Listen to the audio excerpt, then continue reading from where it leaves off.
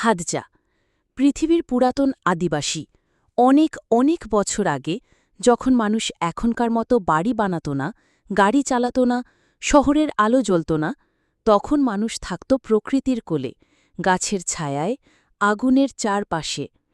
তেমনই এক গোষ্ঠী এখনও বেঁচে আছে এই আধুনিক পৃথিবীর মাঝে। তারা হল হাদজা উপজাতি। তানজানিয়ার লেক ইয়াসির পাড়ে তারা বাস করে, ঠিক আগের মতোই। প্রতিদিন সকালবেলায় হাদজা পুরুষেরা ধনুক তীর নিয়ে বের হয় শিকারে। বনের শব্দ, পশুর চলাচল সবই তাদের চেনা। তারা চায় না কোনো টাকা, তারা চায় খাবার। এটাই তাদের জীবন। আর হাদজা নারীরা, তারা জঙ্গলের গাছগাছালি থেকে ফল, কন্দ, বাওবাব ফল খোঁজে। বাচ্চারা এই কাজ দেখে বড় হয়, স্কুলে যায় না, তবে শেখে প্রকৃতি থেকে বেঁচে থাকার প্রতিটি কৌশল। রাত হলে সবাই মিলে আগুনের পাশে বসে গল্প বলে, গান গায়। তাদের কাছে ধর্ম নেই, কিন্তু আছে আত্মা।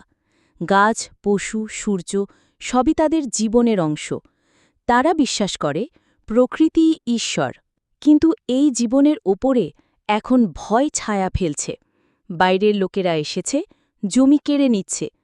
তাদের বনে রাস্তা হয়েছে, খামার হয়েছে, রিসোর্ট হয়েছে। হাদজারা হারিয়ে ফেলছে তাদের পুরনো পথ। তবুও তারা লড়ে যায়, কারণ তারা শুধু একটি জনগোষ্ঠী নয়, তারা পৃথিবীর ইতিহাসের জীবন্ত গল্প। তারা এখনও জানে কিভাবে গাছ থেকে মধু পেতে হয়, কিভাবে বনের গন্ধ থেকে ঝড়ের আগাম বার্তা পড়তে হয়। শিকার এবং সংগ্রহ তাদের জীবনের মূল ভিত্তি।